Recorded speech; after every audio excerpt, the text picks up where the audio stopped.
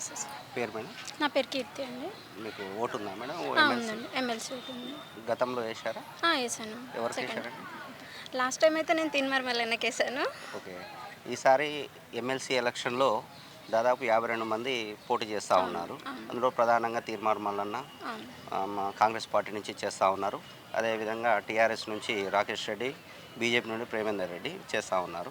వీళ్ళకి ఎవరికి ఓటేద్దాం అనుకుంటున్నారు? నేనైతే ఈసారి మళ్ళీ తీన్మార్ మల్లన్నకే వేద్దామని అనుకుంటున్నాను. తనకి ఎందుకు వేయాలనుకుంటున్నారు? అంటే నిరుద్యోగుల గురించి తను పోరాడుతున్నాడు. ప్లస్ ఏంటంటే తను చెప్పిన విధంగా ఉన్న ఆస్తి మొత్తాన్ని కూడా డొనేట్ చేసిన తర్వాతనే తన నామినేషన్ వేశాడు. అందుకనేసి నిరుద్యోగుల పక్షాన తను పోరాడగలుగుతాడు అనే కాన్సెప్ట్తోనే. ఓకే అండి. ఇప్పుడు ఆయన అధికార పార్టీతో పోటీలో ఉన్నారు. అతను నిరుద్యోగుల సమస్యల మీద చట్టసభల్లో మాట్లాడే అవకాశం ఉందంటారా? చాలా ఉందండి. ఎందుకు అనంటే ఇప్పుడు వేరే పార్టీ వాళ్ళు గెలిచారనుకోండి, ఆటోమేటిక్గా అపోజిషన్లోనే ఉండిపోతారు. అదే ఇప్పుడు సొంత పార్టీ అనుకోండి, వాళ్ళ పార్టీలోది కాబట్టి ఆ పనులు చేయగలుగుతారు. పనులు కూడా తొందరగా అవుతాయి. నిరుద్యోగులు కూడా తొందరగా ఉపాధి కల్పించగలుగుతాడు. ఒక నిరుద్యోగిగా నేను చెప్తున్నాను. నమస్తే అన్న. మీ పేరు? నా పేరు శివకుమార్ అన్న, కట్టెల శివకుమార్. ఓకే. మీకు ఎమ్మెల్సీ ఓటు ఉందా? నాకు ఎమ్మెల్సీ ఓటు ఉందన్న. గతంలో వేశారా ఓటు? గతంలో కూడా వేసాం. ఇప్పుడు ఎవరైతే బాగుంటుంది అనుకుంటున్నారు? ఇప్పుడు వాస్తవానికి ఇప్పుడు ప్రతి ఒక్కరు పోటీ చేసే అభ్యర్థులు అందరూ ఇండిపెండెంట్స్తో సమానం అన్న. ఇలా టీఆర్ఎస్ అయినా, కాంగ్రెస్ అయినా, బీజేపీ అయినా. కావున నిజమైన పట్టభద్రులు 4.5 లక్షల మంది విద్య, వైద్యం, ఉద్యోగ అవకాశాలు పట్టభద్రుల కోసం కొట్లాడే వ్యక్తి అయితే తీన్మార్ మల్లన్న అయితే బాగుంటుందని మాకు అనిపిస్తుంది అన్న. ఓకే. తను అధికార పార్టీలో ఉన్నారు కాబట్టి చట్టసభలలో నిరుద్యోగుల గలం వినిపించగలరు అనుకుంటున్నారా? లేదన్నా, ఖచ్చితంగా తీన్మార్ మల్లన్న గారి పైన సంపూర్ణమైన ఎస్సీ, ఎస్టీ, బీసీ, మైనార్టీ అగ్రవర్ణ పేద బిడ్డలకు నమ్మకం ఉందన్న.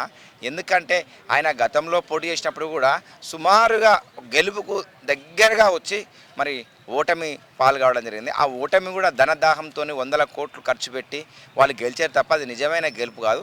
ఆ రోజులే మరి తీన్మార్ మల్లన్న గెలుపుగా మరి తెలంగాణ ప్రజలు మొత్తం భావించారన్న.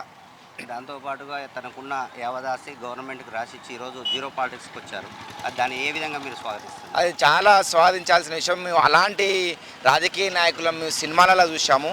లీడర్ ఆ సినిమాల్లో ఆస్తి ఇచ్చి, కానీ అట్లా బయట ఎవరు ఉండరు అనుకున్నాం.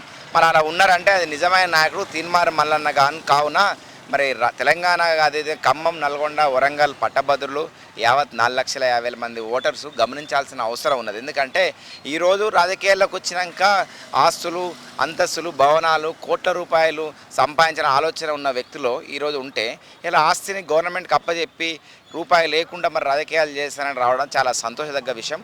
మరి ప్రజలు కూడా దీన్ని ఆదరించాలి, స్వీకరించాల్సిన అవసరం ఉంది. మల్లన్న గారు ఎంత మెజార్టీతో గెలవబోతున్నారు అనుకుంటున్నారు? ఖచ్చితంగా మల్లన్న గారు పోయినసారే గెలిచారు.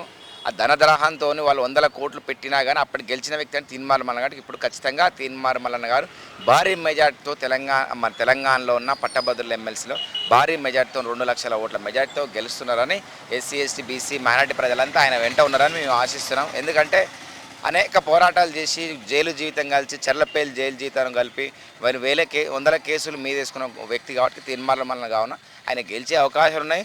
అందరూ కూడా ఆయన అయితేనే మరి పట్టభద్రుల పక్షాన మరి మండలిలో మాట్లాడతారని నా ఆశాభావం వ్యక్తం చేస్తున్నామన్న. ఆలోచిద్దాం, ఆశీర్వదిద్దాం. ఉమ్మడి నల్గొండ, ఖమ్మం, వరంగల్ పట్టభద్రుల ప్రశ్నించే గొంతు తీన్మార్ మల్లన్నకు మొదటి ప్రాధాన్యత ఓటు వేసి గెలిపిద్దాం.